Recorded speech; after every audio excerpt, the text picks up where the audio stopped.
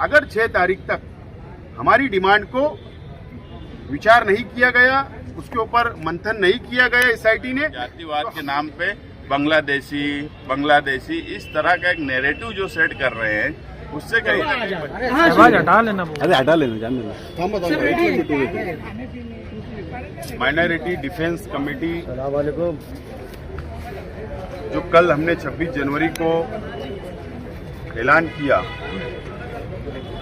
और आज हम लोग मालेगांव म्युनिसिपल कमिश्नर, मालेगांव शहर के एडिशनल एसपी साहब भारती साहब और एडिशनल कलेक्टर साहब से आज माइनॉरिटी डिफेंस कमेटी के जिम्मेदारान ने आज हमने मुलाकात की और मेमोरेंडम दिया। जो मालेगांव शहर के लिए एसआईटी महाराष्ट्र हुकूमत ने, होम डिपार्टमेंट ने बनाई और उसकी इंक्वायरी शुरू हो चुकी है। रोहिंग्या मुसलमान, बांग्लादेशी मुसलमानों का यहाँ पर जन्म दाखला बनाया गया है इल्लीगल तौर पर,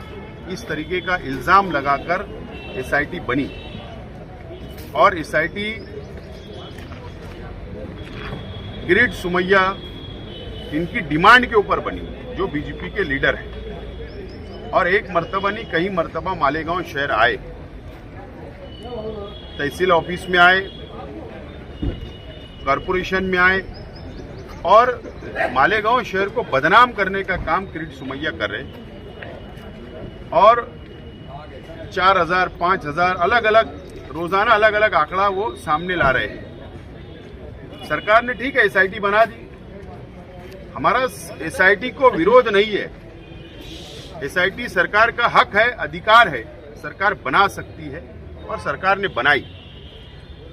किरीट सुमैया की डिमांड पे बनाई, ठीक है, अब किरीट सुमैया का काम यह खत्म हो गया, हमारा ऐसा मानना है। किरीट सुमैया को जो कंप्लेन देना था कंप्लेन दे दी, अब इंक्वायरी एसआईटी करेगी, अब उसके अंदर जो भी बात होगी वो सरकार को अपना अहवाल देगी। लेकिन किरीट सुमैया, हमारा ऐसा आरोप है, इल्जाम है कि तहसीलदार ऑफिस में आकर और कारपोरेशन में आकर दबाव बनाकर जन्म मृत्यु विभाग में और तहसीलदार ऑफिस के अंदर जो एफिडेविट हुआ, जो आदेश निकले, जो जन्म दाखले बनाए गए, उसके अंदर वो लिस्ट मांगते हैं, ये लिस्ट मुझे दो, वो लिस्ट मुझे दो, ठीक है, उनका अधिकार है, लेकिन दबाव बनाना ये हमको ठीक नहीं लगता। तो एसआईटी ने, सरकार ने उनको रोकना चाहिए, उनका काम अब खत्म हो गया, उनकी कंप्लेन थी, एसआईटी बन गई, अब एसआईटी उनका काम करेगी, ये हमने पहला डिमांड किया है। और दूसरा डिमांड हमने एसआईटी के जो सदस्य सचिव है, जो सेक्रेटरी है, एडिशनल एसपी साहब, कमिश्नर साहब और एडिशनल कलेक्टर साहब को जो हमने दूसरा डिमांड जो दिया है कि एसआईटी इंक्वायरी करे, हमें कोई एतराज नहीं, लेकिन जो स्क्वाड बनाकर पुलिस डिपार्टमेंट, कॉरपोरेशन, प्रांत ऑफिस के, तहसील ऑफिस के लोग जाकर जिन लोगों पर शक है या जिन लोगों की कंप्लेन की गई है, जिन लोगों के दाखले बने हैं, वो उनके घर तक पहुंच रहे,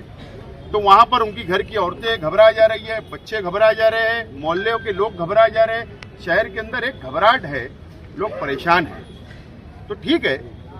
अगर एसआईटी को इंक्वायरी करना है तो एक दिन पहले उन घर वालों को नोटिस दे या उनको जाकर बुलाए और पुलिस स्टेशन में बैठ के, कारपोरेशन में बैठकर या गवर्नमेंट की कोई भी ऑफिस में बैठकर उनको पेपर लेके बुला ले और उनसे जो सवाल जवाब करना, जो पेपर देखना वो देख लेवे। गांव में घूमकर ऐसा लगता है कि वातावरण खराब हो या लोग घबराएंगे, इसके लिए हमारी डिमांड है कि इस तरीके से इंक्वायरी होना चाहिए, यह हमारी अपनी डिमांड है। अगर 6 तारीख तक हमारी डिमांड को विचार नहीं किया गया, उसके ऊपर मंथन नहीं किया गया एसआईटी ने, तो हमको भी लोकशाही मार्ग से, हमको भी संविधान ने अधिकार दिया है, हम भी धरना आंदोलन करेंगे और 6 तारीख तक इसके ऊपर, हमारे डिमांड के ऊपर सरकार जवाब दे, एसआईटी जवाब दे, और नहीं तो 7 तारीख को एडिशनल कलेक्टर ऑफिस के बाहर में अभी स्कूल में एडमिशन का सवाल आया और किरीट सुमैया और सरकार के ये सब सेशन के बाद जो सबसे बड़ा मसला आज खड़ा हो गया बच्चों के एजुकेशन का, और सरकार ही राइट टू एजुकेशन का भी एक कानून बनाकर बच्चों को अधिकार देती है और इसमें जो है ज़्यादातर लड़कियां हैं, बच्चियां हैं। जो सरकार का नारा है बेटी पढ़ाओ बेटी बढ़ाओ, तो ये सारे नारे जो सरकार के हैं वो कहीं ना कहीं इस पर जो दाखिले मिलते थे उसको स्टे करने की वजह से और मालेगांव शहर को टारगेट करने की वजह से अब उनके दाखिले का सवाल आ गया है। हमने वो भी लिख कर दिया है कि इनके दाखिले फौरन दो, 6 फरवरी तक इनका मसला हल करो। आप देखेंगे 2020 में लॉकडाउन था। लॉकडाउन के वक्त मालेगांव शहर गरीबों का शहर है, झोपड़पट्टी का शहर है। यहाँ बहुत सी डिलीवरी आज भी घरों में होती है, कुछ उस वक्त हॉस्पिटल में भी हुई। अब हॉस्पिटल के भी कुछ ऐसे मैटर है कि उस वक्त करस्पॉन्डेंस हॉस्पिटल और कारपोरेशन के बीच में नहीं हो पाया लॉकडाउन की वजह से, उनके दाखिले का भी सवाल है। अब ये एक जेन्युइन वजह है ये सब चीज़ों की। अब इनको भी वो किरीट सुमैया और कुछ लोग जो है वो जातिवाद के नाम पे बांग्लादेशी इस तरह का एक नैरेटिव जो सेट कर रहे हैं, उससे कहीं ना कहीं बच्चों की तालीम का नुकसान हो रहा है। तो हम मालेगांव शहर में और भी लोग ऐसे हैं, आज हमने कुछ लोगों का दिया है, जिन लोगों का भी ये मसला है, जो लॉकडाउन के वक्त जिनकी पैदाइश हुई और दाखिले नहीं बन पाए या घर में डिलीवरी हुई और दाखिले नहीं बन पाए, वो 5 फरवरी तक डिफेंस माइनॉरिटी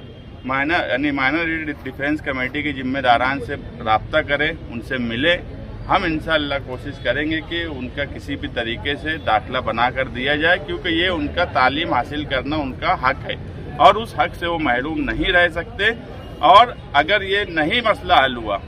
तो 7 फरवरी को मालेगांव शहर कियान के साथ एक बहुत बड़ा आंदोलन हम करेंगे, ताकि हमारे शहर की बदनामी का भी हम जवाब दे सके और जिनका हक है उनको हम उनका हक दिलवा सकें। ये 4 प्रभाग आते हैं, तो इंक्वायरी सिर्फ मालेगांव मध्य में है या बाह्य में भी हो रही है? मुझको ऐसा लगता है कि SIT बनी है और जहाँ जहाँ कहीं उन्होंने कंप्लेन की होगी, चाहे वो 1 नंबर प्रभाग हो, 2 हो, 3 हो, 4 हो,